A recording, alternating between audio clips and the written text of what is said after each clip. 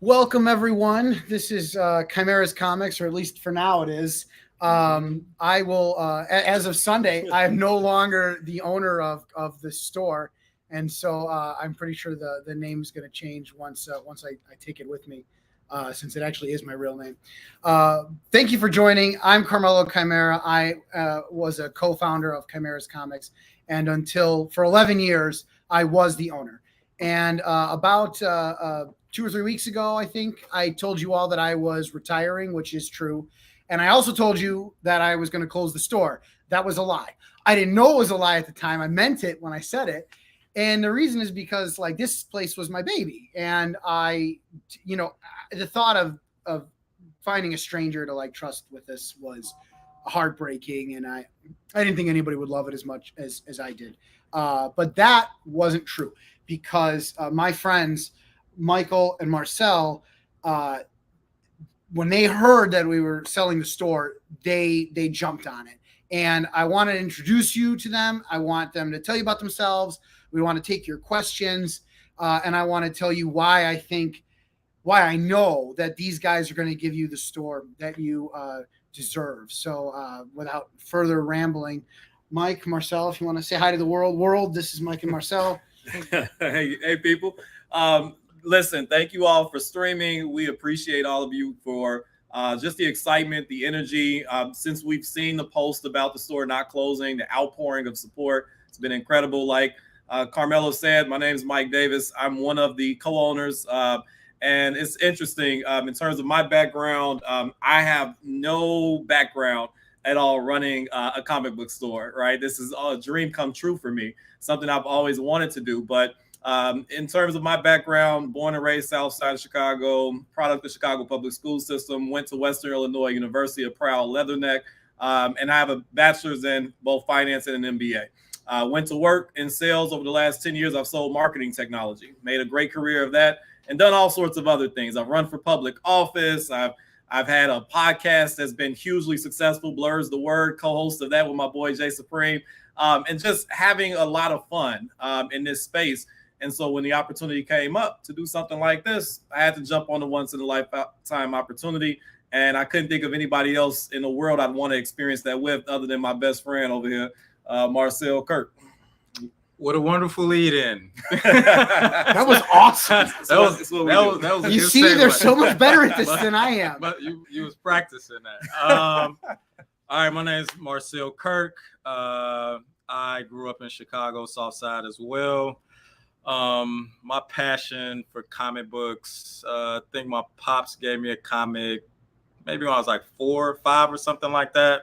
Just like, man, here you go, be quiet. Since then, I've been buying comics every time I got a chance to.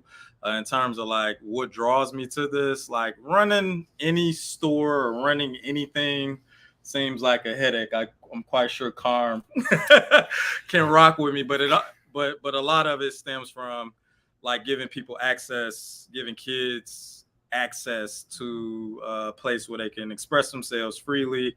And the reason why that's important to me, I've been working in education for 14 years. So, I see students drawing all the time. I see students trying to write creatively all the time.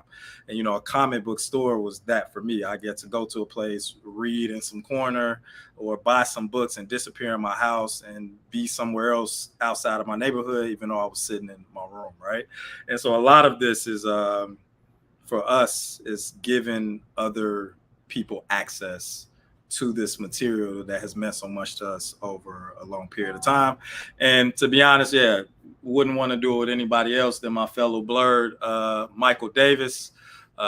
He's a pretty dope individual. But yeah, we balance each other out. So I love people. He loves people. Do we love selling stuff? No, but we love giving people opportunities to be great, creative, and love some form of art form. I love selling stuff. Let me just say, I did say I work in sales. Yeah. I love selling stuff. I don't want him to get fired. You can't say that live, right? But he's very good at it. He's very good at it. Thank you, sir. You will need to sell a fair bit of things in order to keep the store going. But it happens. But you know what, though? I feel like if you're good to people, Yeah, right. People would keep coming back. Now that is something that we're really good at. We love people. Red carpet treatment is what it's all about. So if people feel like they're comfortable here, they'll keep coming back. And people that's invested in the store, invested in us, you know, it just quadruples and, you know, over time. Like I feel like that part, we can make the store different. It will make it feel like home, right? So yeah, I agree. Yeah, and I think that's why I knew you guys would kill it, because frankly, just to be blunt, with my other projects, I was not giving the people here what they deserved. I was not giving the customers and the employees the attention and time that they deserved. There was a time when I did, and I was here all the time, and I haven't been able to do that in a long time. And you guys, on the other hand, care about that. You know what matters. And I know that because of how I met these guys. It's a kind of a funny story. And before we tell that, just a quick shout out to everyone who's giving us comments, because we will respond, especially if you have questions. So thanks to everyone. You guys are getting a lot of congratulations. Jen, yes, this is a Cobra Kai shirt. And it sounds like you've got I got the Avengers hoodie. Mm-hmm. Right. Yep. and shout out to the wives. I see the wives in there commenting. What's up, y'all? Christina Brown. What's up, Glenn? How you doing, brother? Thanks for joining. Keep it clean in the chat box, Christina. Not too clean though, right? So yeah, funny story how we met. I guess we're not like an old married couple where it's rehearsed. So I'll start and then just like jump in there. But as you might remember, 3 years ago, I did something kind of stupid, and I gave away one of my stores. I had 2 at the time, and I gave one away in a contest because I thought I was like Willy Wonka. And for like half an hour, my life was a circus. I was getting like death threats. I recognized in public. I was in the news. I was in like Time Magazine. Like it was crazy. And I thought that was the end of it. I gave the store away and it was successful. And thought that was it, until one day I get an email. No, a Facebook message. Yep. I get a Facebook message from Michael here. Michael, why did you want to talk to me? So I was pissed that I didn't get the store. That's part of it. But no, they beat me up. They kicked my ass. But I knew that, you know, like once he did the competition, and we wrote essays for it, the idea, the thought that we could own our own store became too real for me to just let go after that. So I figured, even if I didn't get the store that he gave away in Oak Lawn, I had to at least connect with him, because I needed to know how to get in. I needed to know how I could participate in this market, because I couldn't let that vision go afterwards. And so I wasn't sure if Carm would have gotten back to me, honestly. You know, you shoot in the dark with DM. I went in his inbox. I'm like, hey, I'd love to talk to you about this. Please hit me back. And to my surprise, you know, he hit me back, and we talked for the better part of 2 years almost about this project. So what made you, because I'm quite sure a lot of people contacted you, like what made you want to? Oh, that's a good question. He's cute. Yeah, if you slide into my DMs and you're cute, I'll get back to you. If you're not cute, forget it. I'm never getting back to you. No, you know what? I actually remembered your essay. I recognized your name from that. And also I was familiar with your podcast. And so when you reached out to me, I was like, oh, these guys had a really interesting notion, right? And for them, the first thing we connected on was this question of access. And how do we start giving access to all this stuff that we love to the people who need it most and who don't get enough of that, right? And specifically, we're talking about Black and brown nerds, right? Where frankly, those communities just don't have comic book stores often, because this is a luxury item that requires a lot of disposable income, and they tend not to open in some neighborhoods that don't have as much affluency as like LaGrange does, which sucks, right? And you told me a pretty moving story about how far you guys had to go out of your way to find comic book stores when you were growing up. Yeah, I mean, I tell people the first time I walked into a Black-owned comic book store was the day we got the keys to this place. It has not been it was never something that I got a chance to experience. And when I was growing up, to get a comic book store, I had to travel way out to either Oak Lawn or Evergreen Park to get a comic book, because there just weren't any in our neighborhoods. And I think part of what we wanted to accomplish here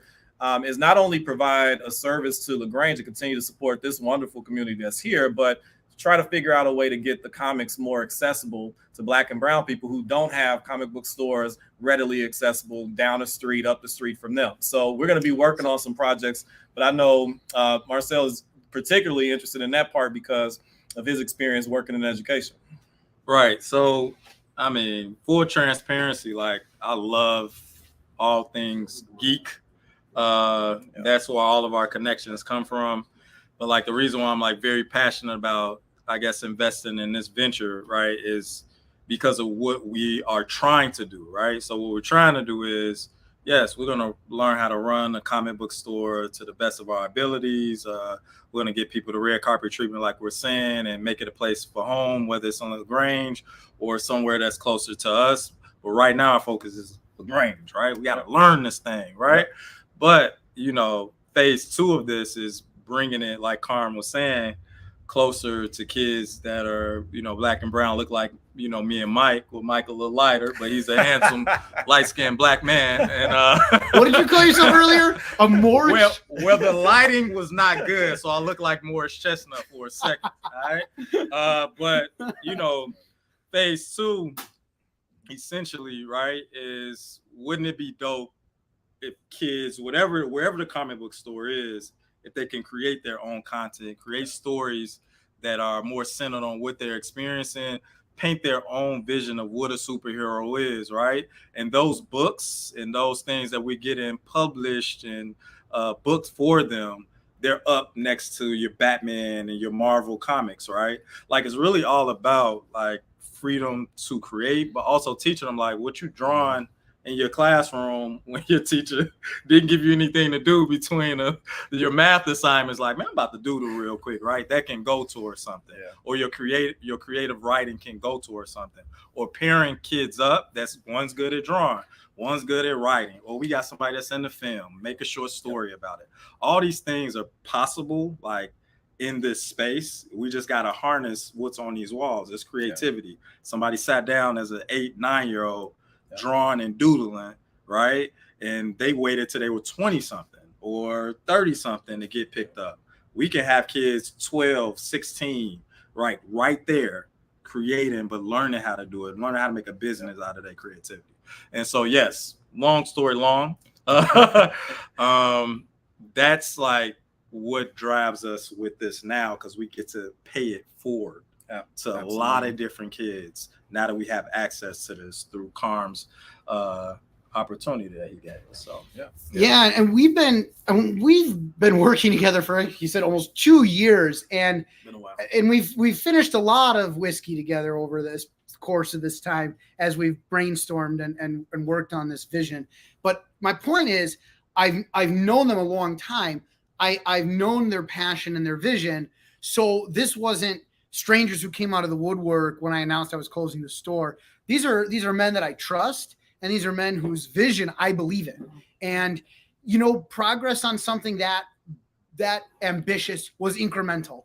And something I told them was that, like, good things take time, but great things happen all at once. And so, you know, this has hopefully jump-started that bigger vision. And yes, learning the business and learning how to run the store is phase 1, but because they had a phase 2 and a phase 3 and beyond, that's how I knew there would be success, because I know better than anybody the late nights and the sweat and blood and tears. I know that sometimes having a business, it's nothing but jagged edges and moving parts, and sometimes you can't even see them until they hit you right in the face. And I know this firsthand. What keeps you going, what keeps you fighting and getting back up off the mat and going back in for another round is the vision, is the knowledge that, yes, I got punched, but I'm not here to win one fight. I'm here to win the war. These guys have vision, and that's going to give them passion and drive them forward. So you guys have my full confidence, and I couldn't have trusted you more if I let you like adopt one of my kids. I don't have any kids that I know of. But if I did, I feel this is what this was like. I felt like I gave my kid up for adoption, and I did it very happily. I was saying, no kids he knows. Right. Well, the store I feel has been his baby, and we recognize that this was a project that he took on when you were in your 20s when you started. 21. And so I know that this has been like a baby for you, watching it grow. We had a question in the chat. Jen, nice to meet you. Jen asked whether or not we'd be keeping the name. We're going to be changing the name in short order. So we're calling it the Blurs Underground. So just so that you know, while we appreciate Chimera Comics being our foundation and our start, we wanted to create a store that would represent who we are as people and what it is that we want to create. Part of the reason we called it Blurs Underground is because obviously we're two blurs, we're two black nerds, and we thought, you know, it's very unique that we're one of only 2 black-owned comic book stores in the Midwest. And that is historic, and we didn't want to shy away from that. We wanted it to be in our name, like apparent that this is a black-owned business, that we're blurs in this space, but also that this underground exists for people like us of all colors, backgrounds, nationalities to come geek out over whatever it is that they're into. We wanted this to be a safe space for them to join us in our geekdom for whatever that is, you know, comics, video games, art, manga, whatever. We just wanted to make sure that this underground existed for them. And so the name will be Blurs Underground. We'll have logos and naming conventions and all that change pretty soon. But to answer your question, we will be having a name change in the near future. Yeah, and if I can to piggyback on that, that was something that was, for me, was an important issue going in. Was I wanted it to be theirs. This is my family name. It's not just my store name. So that's a tough thing to hoist on somebody and make like their problem. On the other hand, you know, it has some brand value and it does have personal value to me, which is why I'm very excited that we did want to do this the way we did, because I will be keeping Chimera's Comics going. I am publishing, and I have already published. Chimera's Comics was a publishing house for Magnificent and Cellar Door, my first 2 graphic novels. And I have more projects in development that I'll announce in a separate live stream, because this is for y'all. I want everyone to meet you. It's not about what I'm doing next, but I am going to use the name, and we are going to keep publishing, and hopefully we can have some of our book signings or premieres here like we did when it was Chimera's Comics. But it's important to have that relationship with retail, and we will. For sure. And I got one other question I wanted to address really quickly. I think is it Mio is cool. You were asking whether or not we're going to keep the store here in LaGrange. We are committed to LaGrange. Okay, so make no mistake about it. The store will continue here in LaGrange. When we talk about making comics more accessible, we're going to be taking some of these comics on the go, right? We're going to be going to book fairs. We're going to be taking these books to school throughout the year to make sure that we can bring comics to people who don't have stores in their neighborhood. And our eventual goal is to hopefully expand the store. So if we figure out the formula that works here, then we're hoping to expand. Like Carmelo had 3 stores at one point in different neighborhoods. We want to explore neighborhoods and expand our brand just like other comic book stores have. But to answer your question, we are committed to LaGrange. We enjoy this space. I walked up and down this business district for the last 2 weeks and spent all kind of money on stuff. I love it out here. I love the vibe and the people in LaGrange, and we're committed to it. So thanks for asking that question, and know that we're planning to keep the doors open here for a long time. Yeah, Mike asked me, why did I never move out here? Frankly, it would have saved me a little bit of commuting time if I had. I did almost move out here, but a story for another day. We have another question. What's your favorite comic book? Oh man. I guess like series, I can say what got me into comics, and like I read it when I was very young, and now I read it back. It was like Age of Apocalypse was like a massive like X-Men book, alternate reality type stuff. But right now, if I was to go off of a character that I like really rock with, probably Black Panther. You have a specific run or storyline? Talat, Mr. Coates wrote some good books for that. And one more. I'm sorry. It's okay. Yeah. X-Men Messiah Complex. You can see the passions there, right? It's like... X-Men Second Coming were like the massive books, brink of extinction type comic, and you just watching a group of people fight for not only themselves but for their people over the course of like 12 books. And it's like it showed like what hate can produce, like this hope and perseverance. Like hate from another group can produce this hope and perseverance. And like X-Men always like did that in space for me. But that series really quantified it in a dope way. Man. Man. How you gonna follow that? I'm not, because there's a reason I pointed to him to go first. My answer always makes like comic fans laugh. See, they're already laughing Superman. because mine is considered basic to those comic purists, but Death and Return of Superman. Okay, like I'm a huge Superman fan. That was one of the most epic things to me as a kid, running to the store trying to figure out who was gonna be the next Superman, Cyborg, Steel. Like I'll never forget that moment in time when I was a kid. It's probably one of the most exciting times in my life being a comic fan, was trying to figure out how they were going to carry on Superman's mantle. And then when he came back, it was just amazing. So that's my favorite story. And I know I saw someone ask Jeff, who's better, Cyclops or Superman? I don't think there's any question Superman's better than Cyclops. Like there's not. Nah, that's Jeff trolling. Hey, Jeff, stop trolling in that. We've got a couple other really good questions I want to get to. We skipped one that I don't want to sound like we're avoiding, because it would be bad if we sound like we're avoiding it. Mia from YouTube wants to know if we're keeping the current employees, and so far most of the crew is staying the same. They'll probably expand. You know. Yeah. We're keeping the employees that were here that wanted to stay. Some found other opportunities, but for the most part, we're keeping as much of the staff that you're familiar with. So if you've come in and you've met the guys, we're keeping them here. We have no plans to bring on all new people, but we are hiring. Like let me be clear, we need more people to come up in here and work. So we are hiring. If you know people with retail experience, refer them to us. Let them know that we'd be hiring as well. But we are keeping the staff here. And to like that point, like I'm a principal of a school, right? So a lot of stuff, like we want people to feel like they can grow in some way here. So like a lot of our stuff with like the hires, the people that's current and the people that would be coming on board, like, what do you want to do, right? Mm-hmm. It could be something that's tied to this. For all I know, we can have somebody that's good at retailing, but they actually a good artist, right? So can you do some after school program with like six scholars or something, 6 students? So a lot of stuff is like figuring out what the people want to do that work for this brand and pushing that and building them out too, because that's very important. Like that's how you find purpose where you work, and that's some of the things that we want to work on here. Real quick, I just want to shout out Steve. Looking forward to meeting you too. Cannot wait to meet you and get more involved in the community. Glenn asked if we're going to offer comic illustration, writing, and publishing.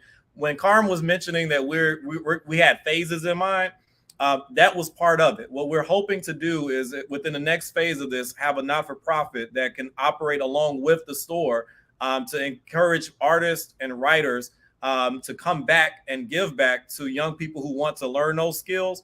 And we want them to actually create content that we sell in the store. We want to teach them not only how to cultivate their art forms, whether that's writing or illustration, but we also want to teach them ownership. Like the goal is to have them create projects that they can learn how to sell and market, so that when they become older and they decide that that's a career that they want to get into, if that's what they desire, they've seen a pathway there, and then we can make those connections happen when they're younger and make those possibilities real for them when they're younger. I think we can build a pipeline to the next generation of artists and illustrators, whether it's with the big publishers or they start their own. That's the goal. And it don't have to be when they get older. If you really think about it, like it's young entrepreneurs out here currently, right? Like if I could share a video on here now, 12, 13, 14-year-olds like making money based on people that invest in them, right? And so like we can create that for people right now once we hit that phase, because we don't want to like jump ahead. We want to master this first, right? But like that's our enthusiasm, that's our light at the end of the tunnel, knowing that we can be in a position to create those opportunities, right? Yep, for sure. Absolutely. I said I wanted to introduce you guys, but you guys introduce yourselves. I think 2 seconds of talking to you guys, it's clear to anybody. You're knowledgeable, you're passionate. You guys are the right guys for this job. I'm almost tearing up because I'm just like, I couldn't have asked for better friends than you guys. Stay strong, Carl. Stay strong. Where are the tissues, Marcel? I'm supposed to bring the tissues. I forgot. Alonzo has got a good question. Alonzo wants to know, if you might consider offering help to people who get their comics graded. We haven't talked about this because we haven't done it in a while, but companies like CGC can work with you where this could be a drop-off point. So that's a valuable service, especially to people, like maybe Alonzo, who has a lot of comics to grade. Your alternative is fill out the form yourself, drop it in the mail, and hope for the best. A lot of people like having that point of contact at their store. Yep. So, I don't know what your plans were for that. We hadn't talked about that, but I'd recommend it. And if you guys have questions, I can do that. Well, you are still currently our consultant, so that's right. Right. That's right. I'm their consultant, I'm their attorney, I'm their friend. I'm all you wear a lot of different hats. That's right. And let me just say, hey to Alonzo, that's my guy. I appreciate that, man. Thanks for putting that on my mind. Yeah, that's a good question. Yeah. I mean, and really, folks out there, whether you're watching this live or you watch it later, like that's what, if you want a great store, like you tell them what you're looking for. Absolutely. Otherwise, as owners, we just guess what you want and try to give you the best thing we can. We have a pretty good idea that you want comic books. We start with that. Yep. But from there, I've been into comic book stores that have a ton of statues. 10th Planet I used to work at, tons of statues. I haven't sold a statue in a few years here, but that might be a chicken or the egg thing. Maybe the people want statues. So tell them, talk to them, leave feedback. Yes. You'll find them responsive, and they can't necessarily do everything, but if enough people start asking, then they'll start doing it, I think. Yep, that's the plan. We've been filling out cards like crazy. Every time somebody comes in the store and they ask for something that we don't have, I'm immediately writing it down. I mean, that just happened today. Like, I'm trying to get as much of an idea of what people are looking for as I can to inform how we order and how we purchase the inventory for the store. So if you've got ideas, even if they're outside of product, if you just have ideas about a store, things that you would like to see, give us all suggestions. Like, we're taking all feedback right now, and we're creating the store, the new image for the store with you all in mind. So if there are things that you want to see, let us know. We'll continue to innovate, continue to push the brand forward, but we're just excited right now. This is, like I said, a dream come true for us. We're excited in this moment to be here in the store and to share this experience with all of you all who are streaming, listening to us. So thank you. Yeah, I think no one's going to top that. So that's a pretty good segue into sort of what's coming down the pike in the next couple of weeks, because you guys have a meet and greet planned, right? Yeah. So go ahead. Yeah, so the meet and greet will take place. We'll meet the owners, right? On Saturday, we'll be here the whole entire day. You could come up, you can meet us, ask some questions, buy some books, right? Request some books. But we're looking forward to that. We already have people from the community reaching out to us, want to collaborate and things of that nature. Have somebody from the library come by today. Fantastic. And so, like, we're just very open. If y'all can tell, like, our vibe is that we just want people to come in, get a feel for us, but also get a feel for what the store is currently and what it will be based on those conversations. So please come out Saturday and meet us, and we will greet you to the best of our ability. Yep. And we have sort of the bridge event that sort of is connecting us. Is I rented a theater out for Black Adam next month because our movie screenings were always my favorite events, and we gave away tickets last weekend. There are some left. So to sweeten the pot for Saturday, if you come in with your purchase of 30 or more, I'll give you, it's not even, I'm renting the theater personally. I paid for the whole thing, but I want these guys, I want you to meet these guys.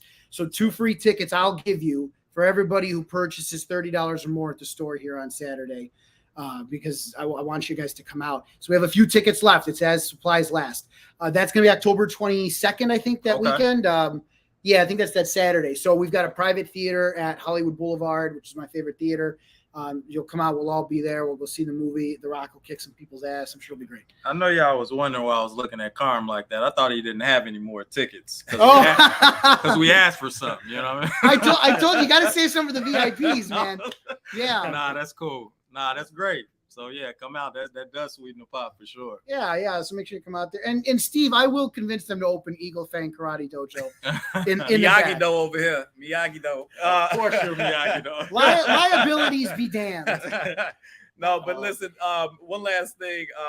Mio talked about doing events with Fair Games. I think we're going to have to do that because it's, like you said, such a similar crowd playing those games. My wife is a huge fan. Anytime we come out here, I think she's spending more time at the board game store, and I feel some type of way about that. So we're going to definitely be partnering with them to do some events because I think that makes a lot of sense. So thanks for that. I want to shout out my co-host of Blur is the Word, Jeff, for being on. So yeah, please come out if you're free this weekend to the Meet the Owners event. We're going to be here all day, 11 to 6. We'd love to meet you all. We're going to be in the store more than that, obviously, but this weekend is special to us. We want an opportunity to get in face face to face with you all. So please stop by if you can. And I don't know, did you want to tell them about November 11th? Or you want to hold hold on to that? You want to let the bet? All right. So Go ahead. sure. All right. So, of course, like we said, we are, changing the name. We're rebranding the name, making it more, ours, right? Yep. And so November 11th, Black Panther comes out, Black Panther 2. And similar to the screenings that Carm has come to love so much, we're going to do a screening party for that, right? At a theater. We're going to meet up here. We're going to have drinks, games, all types of amazing things out here so you guys can get a feel for what's to come here.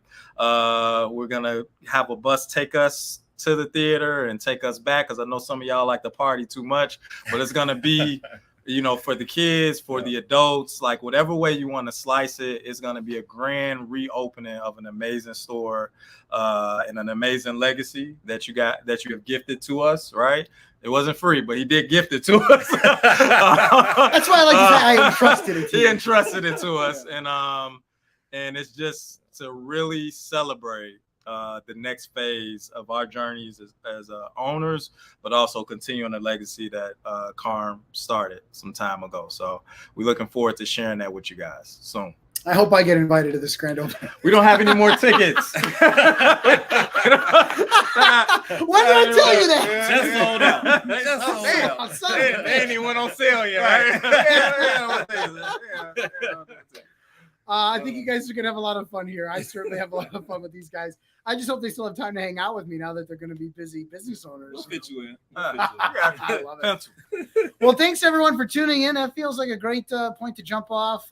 I've been Carmelo Chimera, and it's been my pleasure to be your comic book store owner for a long time. And I'll miss you all very much. A lot of other things coming for me on the publishing side you'll hear about, and the movie side. But this is the end of the line for me here. So thank you guys both. I really, really appreciate you. Hey, My thank man. you, Carm. Yes, sir. Thank you for the opportunity, man. All right. Good night. Peace. All right. Night, folks.